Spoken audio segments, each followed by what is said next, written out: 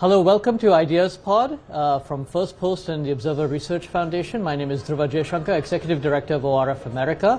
I'm at the Raisina Dialogue 2025 in New Delhi, and it's my pleasure to be joined by His Excellency Elmer Schialer, who is the Foreign Minister of Peru. We have lots of representatives and perspectives from around the world, and it's really a pleasure to have His Excellency to give us a perspective from Latin America and from Peru in particular. Minister Schialer, maybe start talking about, we are in a world where there are major changes happening to the global economy. We have the imposition of tariffs by the United States. We have new trade agreements being signed. How does Peru see, how does the world look from Lima, particularly from an economic and trade perspective? Right, okay. Well, thank you very much, first of all, of having me in your program. I'm very happy to have the opportunity to talk about a little bit about Peru here in India, in this part of the world, which is so close and so far at the same time from my country. Yes, indeed, we have many changes coming. We saw some of these changes already coming in the past, and now we have additional fluidity, I would say, in the international relations. And concerning Peru, in the economic aspect, I have to say that after the pandemic, which was a down for every single country in the world, we have recovered quite well. Then we had 2 or 3 years of stalled economic growth, but now we are growing at a pace which is one of the best numbers, 3.3% GDP yearly in growth, one of the better numbers of Latin America. So we are working hard. We have a very diversified export economy, which is basically based in minerals, several minerals, amongst them many of these so-called critical minerals that we can talk about afterwards, and of course agribusiness. We are now world leaders in 2 or 3 agricultural products, like, for example, blueberries or asparagus or even artichokes. So I think we are doing quite well. We, of course, need to grow much more. The needs in Peru are still large. We have roughly under 1/3 of the population living under so-called poverty line, which we, of course, then have to do 2 things: generate wealth, generate richness, and then distribute this richness, this wealth, accordingly. That is what we are now doing. No? So we have a number of new trade agreements or trade arrangements, economic arrangements that Peru is part of. Some of them you have APEC, CPTPP, also Mercosur, which recently had a trade agreement finally after many years with the European Union. How do you see the global trade order changing? Being part of some of these organizations and arrangements. Yes, one very important Indian economist, Mr. Bhagwati, yes, spoke about the so-called noodle soup concerning trade agreements. No, well, Peru, unfortunately or fortunately, in this time that we are living, we are part of that particular noodle soup or spaghetti soup. No, spaghetti bowl. We have 23 agreements signed with many countries of all parts of the world that cover basically 94% of our trade. Mm-hmm.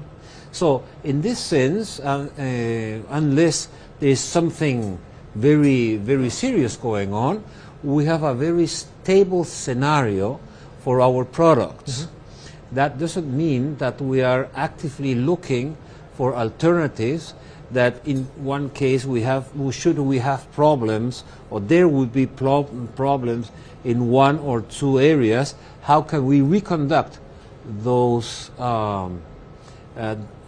products luckily enough, Peru is basically a prime matter or commodity exporting country. We are striving to become also an exporting country of more specialized products. But right now, our products can be easily reconducted in one or the other areas should one of these third area have a problem. I want to shift a little bit to geopolitics. There was a lot of attention given to internationally to a visit by China's leader Xi Jinping to Peru, investments by China in ports in Peru, and part of the backdrop was the idea that there was greater geopolitical competition between the U.S. and China, particularly extending to the Western Hemisphere. How do you see these developments playing out? Are you concerned about greater competition between the U.S. and China?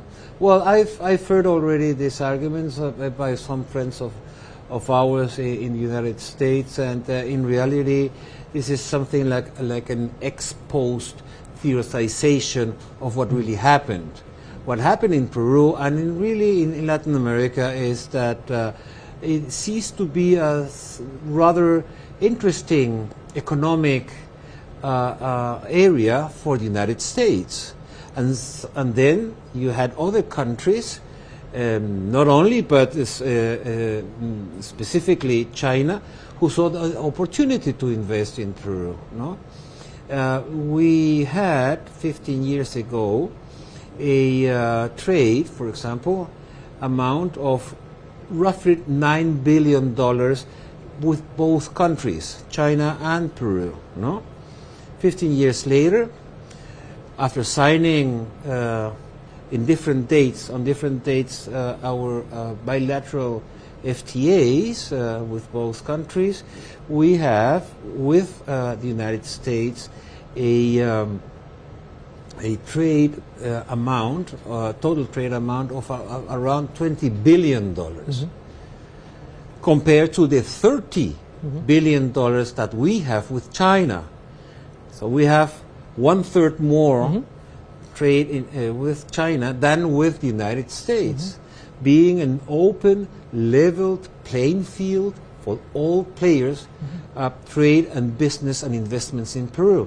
And the same thing I can say, or even worse in the figures for the United States. Unfortunately, we have about $33 billion investment from China in Peru, compared to $10 billion of the United States. And I've told my American friends, hey, look, you have investment opportunities in many sectors in Peru. We have what we call an infrastructure investment opportunities for over $140 billion. Anything you can, you think you can name it, you have it.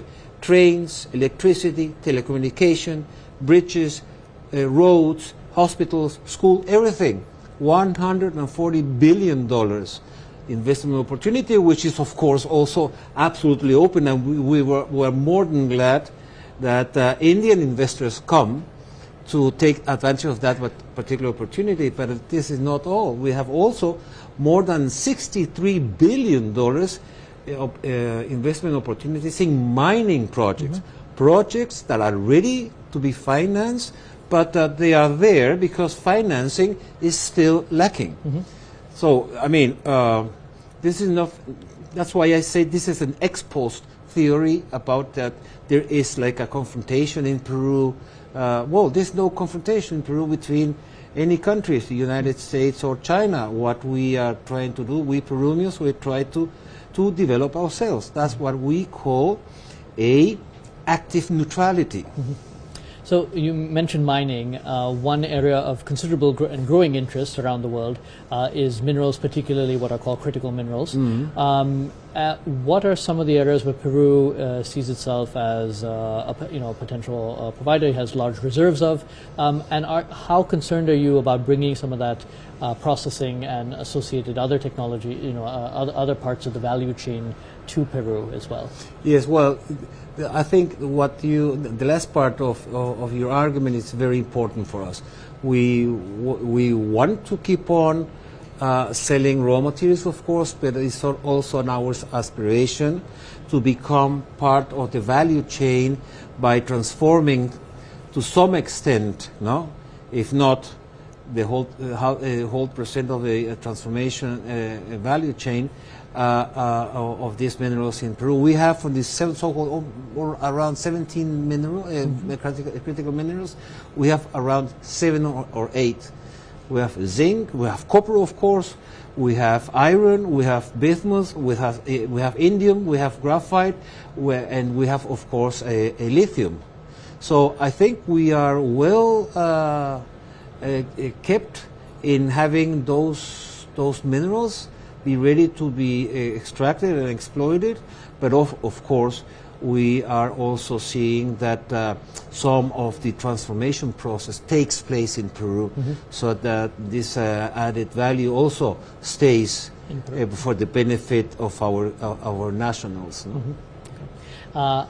Final question, a very important one. You like pisco?